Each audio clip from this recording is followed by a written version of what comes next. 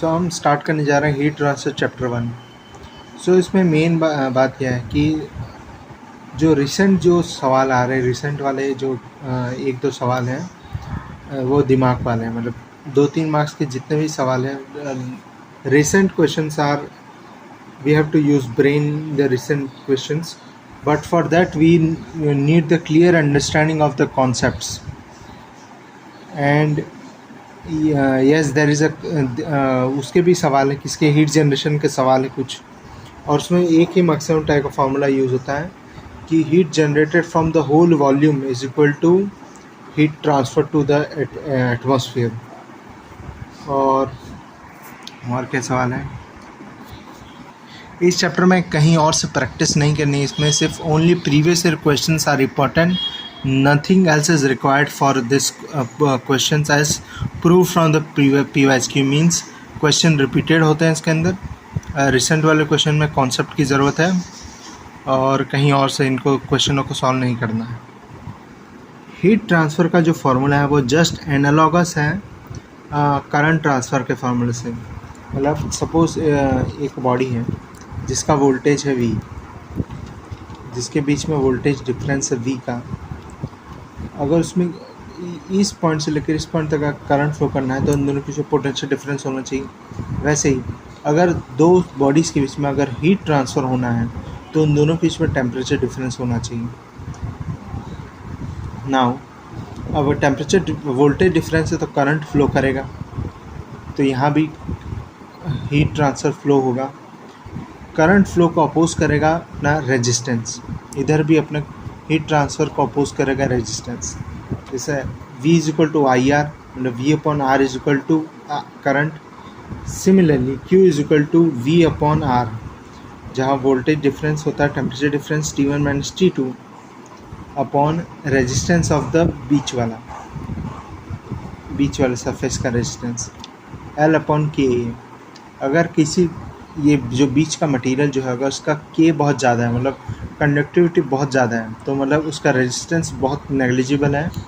और resistance negligible का मतलब ये भी है कि फर्स्ट ऑफ ऑल ये second surface very important concept. ये जो पहले यहाँ T1 टेम्परेचर था और यहाँ टेम्परेचर पता नहीं जो भी या फिर कुछ भी नहीं है। अब नाउ T1 से जब हीट ट्रांसफ़र होगी, क्योंकि टेम्परेचर डिफरेंस से जब हीट ट्रांसफ़र होगी तो इस हीट ट्रांसफ़र की वजह से यहाँ पे T2 टेम्परेचर पैदा होगा, तो इसका टेम्परेचर T2 हो जाएगा। और इसका T1 और T2 अलग अलग क्यों हैं टेम्परेचर्स? क्योंकि बीच में रेजिस्टेंस है। अगर बीच में रेजिस्टेंस ना होता और या फिर रेजिस्टेंस होता 0 तो इस सरफेस का टेम्परेचर भी हो जाता T1 ही। अब क्योंकि बीच में रेजिस्टेंस है, इसकी रेजिस्टेंस की वजह से यहाँ से जितनी हीट गई है वो यहाँ पे T2 टेम्परेचर इस सरफेस का करेगी। अगर ये जैसे फॉर एग्जांपल दिस, अगर ये L अपॉन K रेजिस्टेंस 0 होता तो T1 Q is equal to T1 minus X upon 0, मतलब Q होता है infinite amount of heat transfer, मतलब ऑल हीट ट्रांसफ़र हो जाती है। इसका मतलब ये भी है कि 0 से यहाँ मल्टीप्लाई होगा तो 0 is equal to T1 minus X, तो T1 is equal to x हो जाता है। तो इस बॉडी ने सरफेस अटेंड किया इसकी हीट की वजह से किया है। ओके, अब इसमें स्टडी का कॉन्सेप्ट भी आएगा। स्टडी का कॉन्सेप्ट ये है कि क्योंकि अगर इसको T2 अपना टेम्परेचर जो इसका टेम्परेचर मेंटेन रखना है तो हर बार इससे Q हीट जानी चाहिए, हर बार इससे हर सेकंड Q हीट यहाँ से पास होनी चाहिए,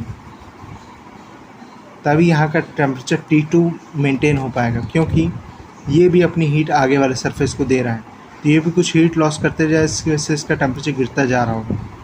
ये कंटिन्यूसली इसको हीट सप्लाई करता जाएगा तो इसका टेम्परेचर T2 होता जाएगा। T1 T2 T3 ये सब T1 की वजह से हुए हैं और वो भी हीट सप्लाई करने की वजह से। अब यही स्टेडी स्टेट हीट ट्रांसफ़र होगा, यही स्टेडी स्टेट हीट है। I will explain this now. Explaining the concept of steady state. Steady state क्या है? जैसे कि दो सरफेस है जिनका टेम्परेचर T1 है और इसका समझ लो टेम्परेचर कुछ नहीं है अभी। तो अब जस्ट नाउ एक्सप्लेन कि इसका टेम्परेचर इसकी वजह से इससे जो हीट निकले उसकी वजह से T2 हो जाएगा। नाउ ये T2 और आगे अपनी हीट ट्रांसफ़र करेगा T3 T4। अगर इन सब ये T1 तो ठीक है, T1 अपनी हीट लूज़ करते जा रहा है, तो how T1 will remain at T1? T1 अपने टेम्परेचर पर कैसे रहेगा? इसकी वजह से हम इस पे भी कहीं से continuously Q amount of heat आ रही होगी। ये क्यू अमाउंट ऑफ हीट इसके टेम्परेचर मेंटेन करेगी T1। अब ये आगे देगा Q, यही Q जो उसका T2 करेगी मेंटेन, T3 करेगी मेंटेन, T4 करेगी मेंटेन। मतलब हर सरफेस से क्यू अमाउंट ऑफ हीट जाएगी। अगर हर सरफेस से हर सेकंड पे क्यू अमाउंट ऑफ हीट नहीं जाएगी तो इसका टेम्परेचर T2 नहीं रहेगा, इसका टेम्परेचर घट जाएगा कुछ, इसका टेम्परेचर घट जाएगा। मीन्स ये वो केस बन जाएंगे जिसमें टेम्परेचर हर सेकंड पे चेंज होता रहता है सरफेस का। बट हम जो केसेस पढ़ते हैं उसमें टेम्परेचर हर सरफेस का सेम रहता है, हमेशा इसका टेम्परेचर T1 रहेगा, इसका T2, इसका T3, इसका T4। तो इसकी वजह से कंटिन्यूस वही अमाउंट ऑफ हीट सप्लाई करनी पड़ती है क्यों, जिसे हम बोलते हैं स्टेडी स्टेट हीट ट्रांसफ़र।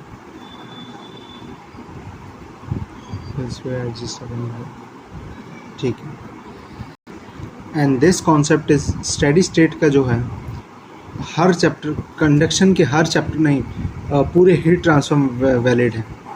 मतलब हर क्वेश्चन में हम steady state heat transfer case को मान सकते हैं जब तक वो स्पेसिफिकली ना बोले कि ये अनस्टेडी स्टेट का कॉन्सेप्ट है, जैसे कि चैप्टर 2 में जो है